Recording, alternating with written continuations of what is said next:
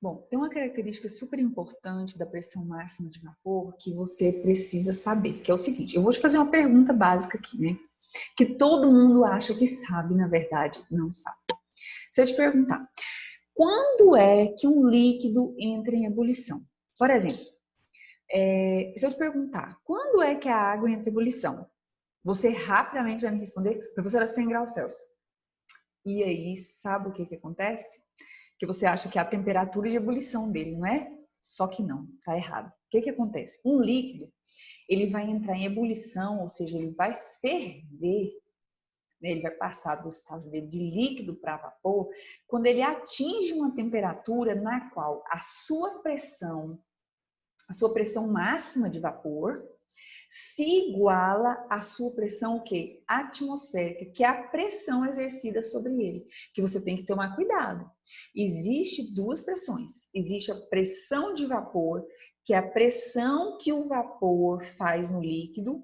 Isso quando você vai aumentando a temperatura aumenta, não é? E aí a temperatura do líquido vai se transformando em vapor e o vapor em líquido. Esse vapor que está sendo formado, ele se transforma em líquido. Essa pressão desse vapor é a pressão máxima de vapor. Mas além dessa pressão de vapor, existe também a pressão o quê? Atmosférica. Então, quando é que esse líquido vai entrar em ebulição? Quando a sua pressão máxima de vapor, que está lá dentro daquela panela fechada que eu te falei, ela se iguala à pressão atmosférica. E aí, vale lembrar com você o seguinte, que a pressão atmosférica, ela varia em função de quem? Da altitude. Você lembra disso? Quanto maior é a altitude, menor é a pressão o quê? Atmosférica. O que você vai lembrar? Você vai lembrar o seguinte. Então, por exemplo, a água, ela ferve a 100 graus Celsius. Mas ela ferve a 100 graus Celsius aonde? Lá no nível do mar, a 1 atm ou a 760 milímetros de mercúrio. Não é isso? Em São Paulo, a pressão atmosférica, por exemplo, está assim a 700 milímetros de mercúrio.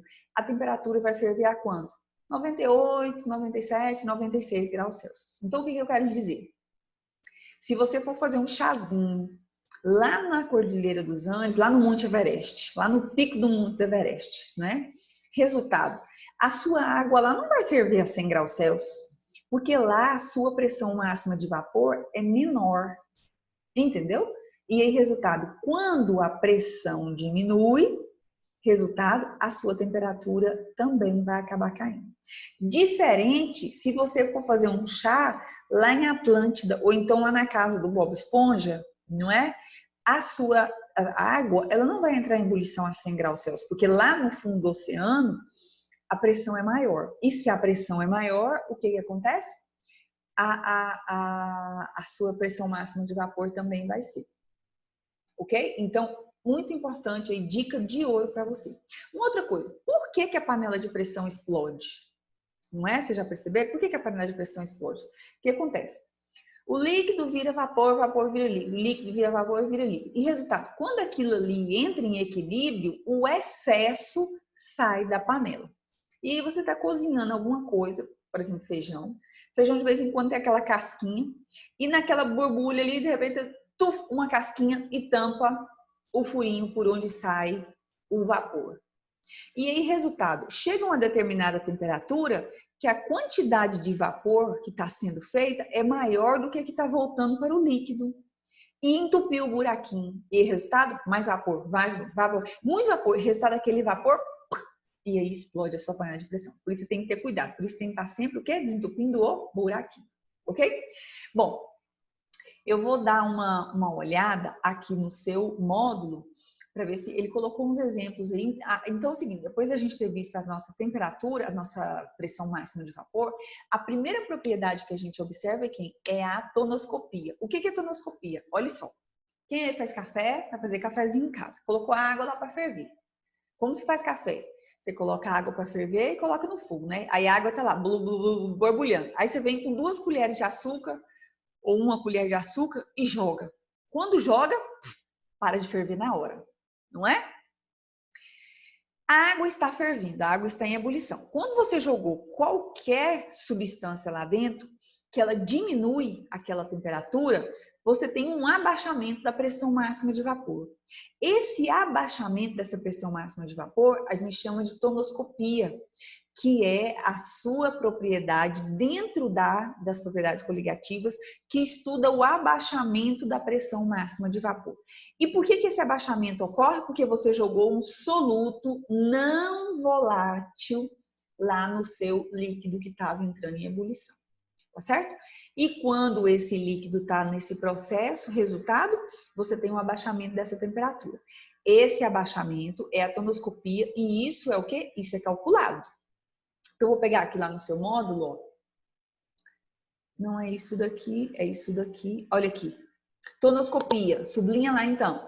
É a propriedade coligativa que se deve ao abaixamento relativo da pressão máxima de vapor do solvente. Sublinha isso, é importante, é sempre do solvente.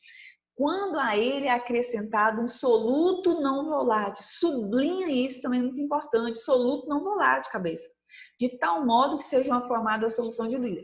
Por que é um soluto não volátil? Porque se você jogar álcool aqui dentro, no instante ele vai evaporar e vai retornar a propriedade da água pura, certo? Então é isso daqui, tá? A tonoscopia, ela pode ser calculada. Deixa eu lhe dizer uma coisa, aqui no seu módulo tem umas fórmulas aí que são bem estranhas e tal. Eu não quero que você fique preocupado com isso não, mesmo porque essas fórmulas, a gente praticamente, você nem decora isso, você só entende. Tá certo? Então, olha só. Ah, tá. Uma coisa interessante aqui que ele colocou é a lei de Raoult aqui para você, ó, que estabeleceu. A pressão máxima de vapor do solvente em uma solução diluída ideal é dada pelo produto da fração em mol do solvente da solução pela pressão máxima de vapor do solvente. Resultado, falou, não entendeu nada. Vamos para a fórmula que eu vou te mostrar. Como você calcula a variação da sua pressão máxima de vapor? Assim, ó.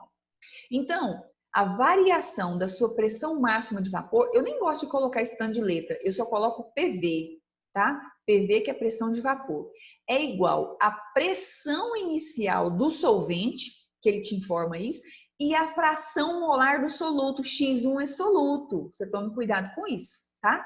Vamos dar uma olhada aqui, ó. Ele deu um exemplo aqui para você, vou até aumentar aqui para a gente resolver um exercício. Ele colocou aqui, ó. Sendo a 25 graus Celsius a pressão máxima de vapor da água, que é 23,76 milímetros por mercúrio, qual a pressão máxima de vapor desse solvente na mesma temperatura em uma solução aquosa diluída de ureia? Gente, já tá falhando, né? Vou até beber um pouquinho de água aqui, se dá licença. Aí ele te deu aí a quantidade da fração da matéria da ureia. Ele vai te dar sempre? Claro que não. Óbvio que não, não é? Isso aqui você vai calcular, porque aonde você vai calcular? Lembra lá das fórmulas, das concentrações que tem na fração molar? Então tá aí, agora você vai usar. Então você tem aqui que a pressão inicial então da água a 25 graus Celsius é 23,76 e a fração molar dele é isso aí. Qual a pressão máxima de vapor dele que ele vai atingir nessa situação? Então, pressão máxima de vapor dele que ele colocou aqui variação, você tá vendo? A variação. O que é variação? É o final menos o inicial, não é? Beleza. Então tá aqui. Pressão máxima de vapor é igual a P0 inicial dele 23 menos a pressão inicial 0,33, ok? Subtraindo aqui, fazendo esse cálculozinho, vai dar 22,98. Resultado? Então, o que ele queria saber? Qual a pressão máxima de vapor desse solvente na mesma temperatura em uma solução aquosa diluída de ureia? Resultado, a pressão dele vai diminuir, tá bom? Isso aqui é basicamente fórmula, tá? Não tem muito mistério não. Se você não tiver entendido aqui, depois você pergunta. Então, aqui é a variação, certo? Essa variação aqui, ó, ele já te mostrou aqui como é que você fez essa variação. Professora, mas não é o final menos o inicial? Sim, mas ele coloca essa variação aqui, que é o quanto variou de quando ele começou a ferver até quando adicionou, tá certo? Se você colocar esse aqui por último, vai ficar negativo. Não existe essa pressão negativa, tá? Qualquer coisa você dá uma volta aí, dá uma lidinha para você ver como é que ele achou essa variação aqui, tá? E depois você pergunta, ok? Bom, quanto ao abaixamento de pressão e a molalidade. Lembra o que é molalidade?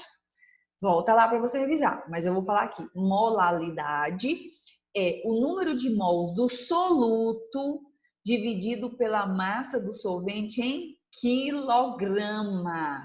Quilograma, ok? Então, bora olhar aqui, ó. Como que é isso aqui, ó? Aí ele pega e faz toda a variação aqui para você, porque ele insere aqui uma constante, que é essa constante tonomérica. Toda solução tem isso daqui específico, certo? Tá aqui a sua molalidade, é o número de mol do soluto. O que é o número de mol? A massa do soluto pela massa molar, dividido pela massa do solvente em quilograma.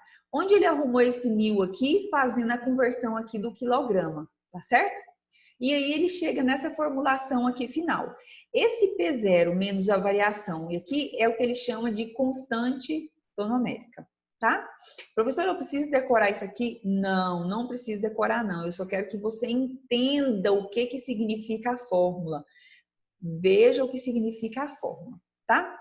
Deixa eu ver uma coisa importante aqui para você, que é a questão do tominota. As propriedades coligativas dependem exclusivamente do número de partículas dispersas. Isso significa o quê? Não depende do tipo de substância, e sim o número de mols que ela formula, tá certo? Isso é importante você saber, tá? Aqui, então a lei de Roux é válida somente para soluções ideais, beleza. Vamos ver o exercício resolvido? A pressão máxima de vapor da água a 100 graus Celsius é 760 milímetros de mercúrio. Qual a pressão máxima de vapor da água quando 270 gramas, que é a massa do soluto que o examinador te deu, deste solvente, formam uma solução molecular em 30 gramas de soluto, cuja massa molar é 152. Ele te deu a constante tonomérica aí. Ele te deu a pressão inicial, ele te deu a massa, ele te deu a massa molar, ele te deu a massa do soluto e ele te deu a constante tonomérica. O que você faz? Só substituir lá na sua fórmula, tá certo? P0 menos variação P0, constante tonométrica, 1000, que é a conversão, porque aqui é em quilogramas, não é isso? Ele faz essa conversão e achar. Resultado vai ser de 750 milímetros de mercúrio, ok? Só fazer a substituição da fórmula. A gente quase não vê cálculos de propriedades coligativas. A gente quase nem usa. Basicamente, é só entendimento realmente de formulação, tá? Ele vai perguntar para você, o que acontece quando você joga um soluto? A ebulição aumenta, a temperatura aumenta, a pressão aumenta. É isso que ele quer que você entenda. Dificilmente a gente vê fórmulas. Aonde eu vejo a utilização de fórmulas? Em vestibulares. Quem for fazer vestibular, aí eu vejo realmente a necessidade de decorar essas fórmulas, né, que são horríveis. Mas para o Enem, eu sempre vejo ele perguntando sobre o entendimento do que acontece. Ele quer saber isso, tá? Então, você entrou no fundo do mar, a pressão aumenta, a pressão diminui. Você foi no Monte Everest, a pressão aumenta, a pressão diminui. É isso que ele quer que você entenda, tá certo? Eu vou parar aqui, vou pegar agora uma só para a ebulioscopia. Deixa eu só ver uma coisa aqui. Então, aí eu vou começar a falar então de outra propriedade para outra propriedade, então eu vou fazer outro videozinho para não ficar cansativo, tá bom? Então, um beijinho, até daqui a pouco.